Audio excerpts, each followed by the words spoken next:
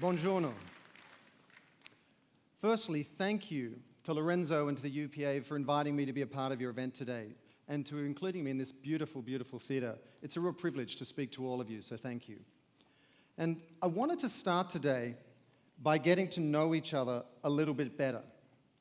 Could I ask, who in this room is married? Can you raise your hand if you're married? If you're married. Some of you are unsure. If you're married, yes, you're married? Fantastic, put your hands down. Can I ask a second question? Who here in this room is single? Who's single? Could you raise your hands? Single. Fantastic, less. Now, who here in this room is married and single? Wow, a lot of women put their hands up. Oh, to be an Italian man. I asked that question for a specific reason. Have you ever noticed how the language you use changes when your relationship gets more serious? I do. I remember, I'm Australian, and I was going through college, and I went to this all-men's college called St. Paul's College in Sydney University.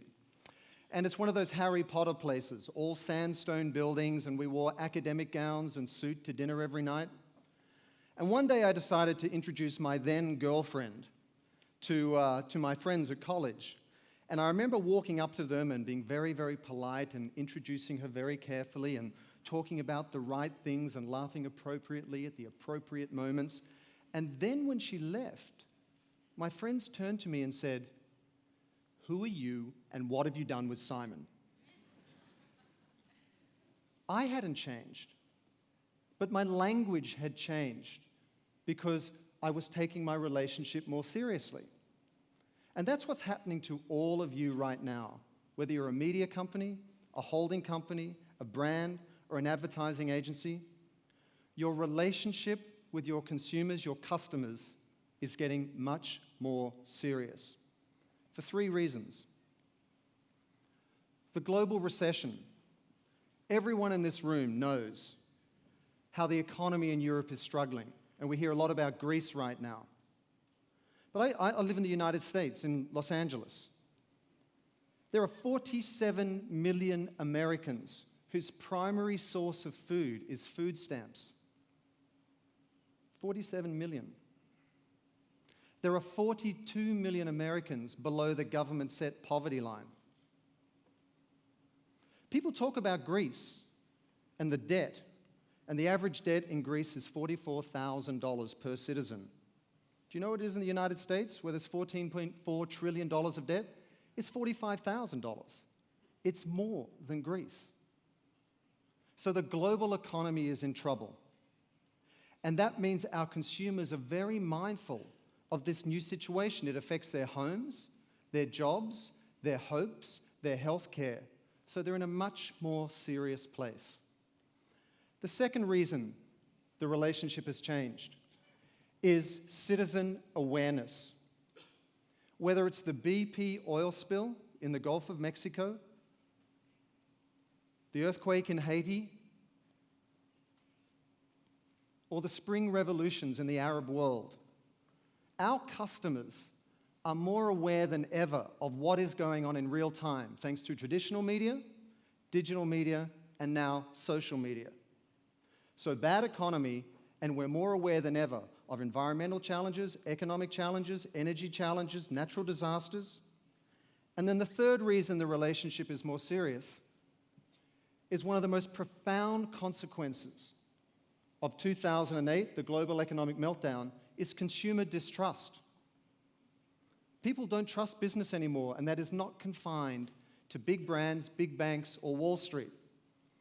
Let's take a look at what Edelman says, the largest PR firm in the world. And I'd ask you just to note two columns here. One is Italy and one is the US. The column on your left is 2010. The column next to it is 2011. Now, you're doing something right in Italy because confidence in business, trust in business has risen slightly. But look at the US. It's dropped 8 points. So whatever you do, don't copy what we're doing. But the point is, the US is now only 5 points above Russia in terms of consumers trusting us to do the right thing. So the relationship is much more serious for those three reasons: a global recession, citizen awareness thanks to the internet and social media, and also consumer distrust. Am I exaggerating? How serious is this? This is what Ban Ki-moon, the UN Secretary General, Ban Ki-moon, the UN Secretary General, said at the 2011 World Economic Forum. We're in a global suicide pact. That's powerful language. And this is the world your customers, your consumers are living in. So this is what your consumers are thinking about when they consider whether to buy your product or your service or to support your brand with their purchasing power. Are you going to help the world in which they live? So what are big brands doing? What are the smartest and brightest brands doing? How are they using language to rebuild that trust, to build community that ultimately drives their profit and their bottom line? They're embracing one truth. Consumers want a better world. They just don't want better widgets. So whatever your product or service is, it is far more valuable in the context of the purpose that your brand has in their lives. Returning to Edelman, in 2010, they found 86% of consumers believe that your brand, 86% that your brand should put society's needs on the same par with your company's needs. That's more than 4 out of every 5 customers you have. And this is why the relationship is much more serious. So what do? I'm a 20-year advertising guy. Started off as a copywriter, worked in Asia and Australia, worked in London, and now 12 years in the United States. What do? Well, I'd like to share 3 ideas with you today that are absolutely critical if your brand wants to succeed, not only in terms of improving the society in which their companies operate, but also in terms of their bottom line. The first idea, you must be meaningful to your consumers' lives. I remember back in 1993, I was working at Wieden & Kennedy in Portland on Nike, and we were sitting upstairs, and we were talking about those guys who were doing banner ads. You know those ads on the internet? That would never make any money, right? We were all sitting there very smugly dismissing the digital revolution. We're in the middle of another revolution now, which is the social business revolution that is going to transform our business just as completely. So, how do we make sure that we're meaningful to our customers' lives? The first thing is self-definition. Now, many of you in this room may think this is a long-term advertising problem. Every brand struggles to define itself. But in this marketplace, in this economy, where consumers are looking to you to play a meaningful and purposeful role in their life, if you are not defined, you are invisible. And what does it mean? They want to know who you are. Have you ever asked all your employees what your company stands for? It's a fantastic exercise. If you've got 50 employees, you get 50 different answers. And you know when you get it right? In Hollywood, they talk about the elevator pitch. You know when someone's got a movie and you get in an elevator and you can pitch it between the ground floor and the 3rd floor and sign a deal? I'll tell you when a brand gets it right. When they can do the reverse elevator pitch. When you, as a brand manager, as an advertising executive, can get in an elevator and talk to a customer and ask them what a brand stands for, and they tell you exactly what you know it stands for, the reverse elevator pitch. When you talk about what you stand for, you can suddenly be meaningful to your consumers' lives. Look at what we just saw with Pampers. It doesn't mean you have to be serious. I mean, look at Old Spice. It's absolutely hilarious, yet it's meaningful to the lives of its customer audience. And what should that purpose be? This is a really, really hard exercise. I went through the same process. I'm supposed to know how to do this. And yet when I was trying to define my own purpose, both as a man, as a father, and as an advertising executive, I really struggled to find out what that was. And I realized it's very hard for a brand to do from the inside out. But why is it important? Meaning is the new search. This is an expression coined by a wonderful commentator in the United States called Stowe Boyd. And what he said was, 5 years ago, the internet was this wonderful, wonderful thing. Endless amounts of information. We could spend hours on it, disappearing down wormholes, exploring things we weren't even interested in.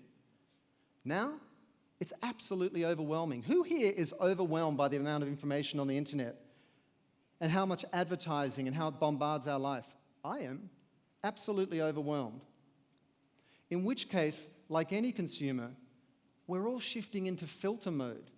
We're filtering out the information we don't want. The tools allowing us to put filters on everything we touch. And you know what that filter is? What's meaningful to our lives. So really the challenge for each of us as brands is to go, how do we humanize ourselves? For years, there's been this false separation between the company and its perception, the brand. But more and more, consumers are demanding transparency, and they want to see what the company really stands for. You have to humanize your brand. So what does that look like? Let's look at two of the biggest brands in the world. On the left, we see Pepsi and Coke, their old image that stood the test of time for, what, 15, 20, 30, 40 years. And on the right, we see the shift that's taken place in the last 2 years.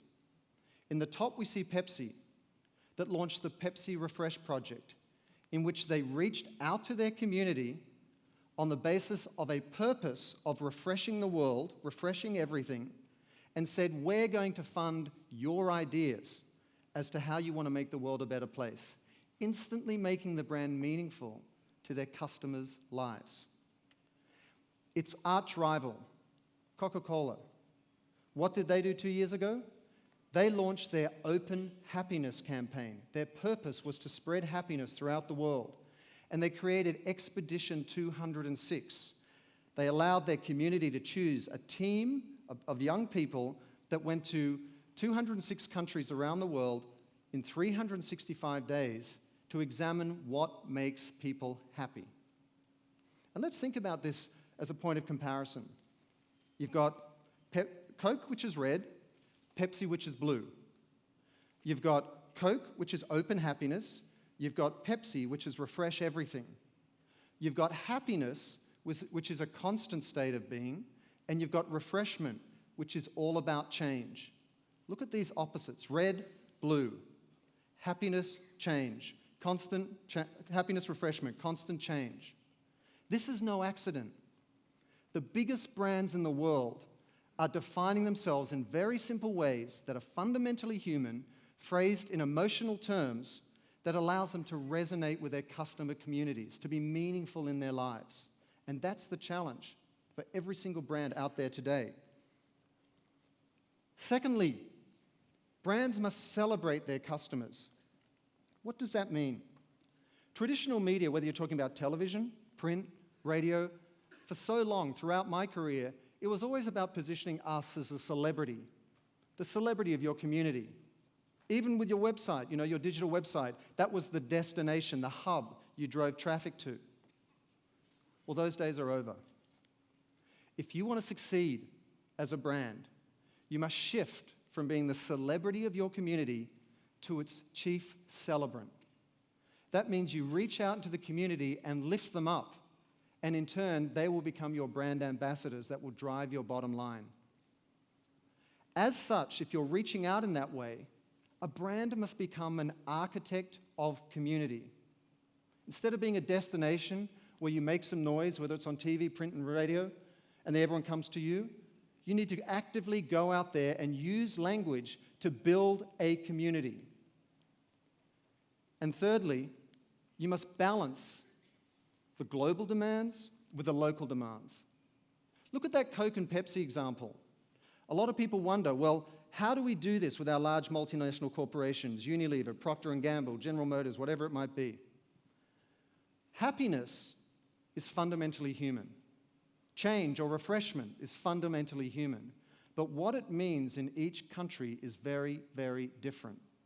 So it allows you to be very defined, very meaningful, and yet culturally specific at the same time. That's why they are architecting their brands that way.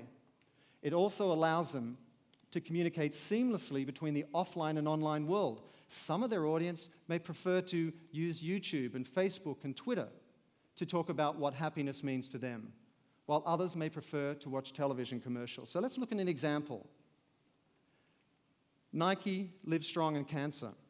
Last year, during the Tour de France, Nike launched its Chalkbot campaign. It was a wonderful campaign because it explains exactly what I'm talking about. Rather than talking about themselves, Nike, or rather than talking about cancer itself, what did they do? They reached out to cancer sufferers. They reached out to family members of cancer sufferers and said, send us a short message about how you feel. Who here in the room has been touched by cancer in their family or their lives? Who here? Please raise your hand if you've been touched by cancer. I mean, that's like a quarter of the room. It's a harrowing, heart-rending experience. And here the brand reached out and lifted you up, celebrated you by giving you a voice. And they printed those messages in chalk on the road in front of the cyclists at the Tour de France. Those cyclists, in turn, brought attention to the cause, and they raised $4 million for the Livestrong Foundation in those 4 days. But they also had an incredible halo effect for the Nike brand.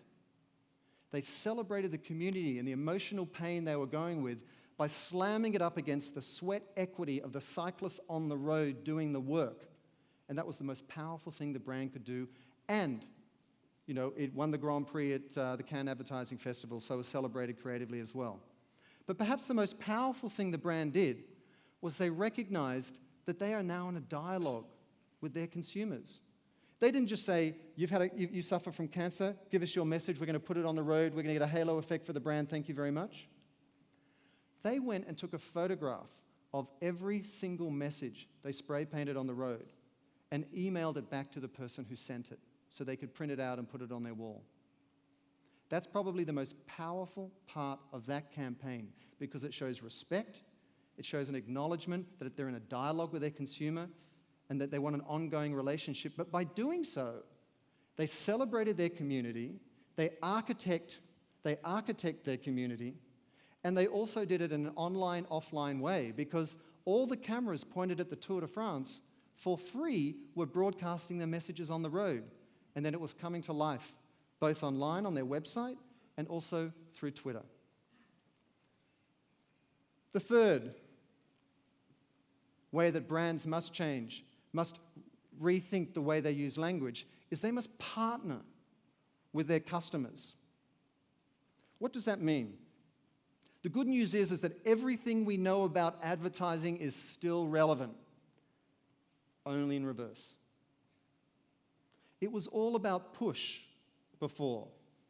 Radio, television, print. Now it's about pull. It was all about a monologue before. We just talked at people. In a few years' time, our children will not understand how we could ever have bought anything listening to just what brands told us. They won't understand that there isn't multiple channels to talk back to a brand and tell you what you want and push back against something you like. And also this interruption model on which traditional advertising is based, we create a television program and we interrupt it with an ad to talk about our stuff, that is over. Not just because of TiVo. The internet has given people the power of choice. So instead, we need to do something very uncomfortable. We need to commit to authenticity. We need to be transparent. We need to be accountable.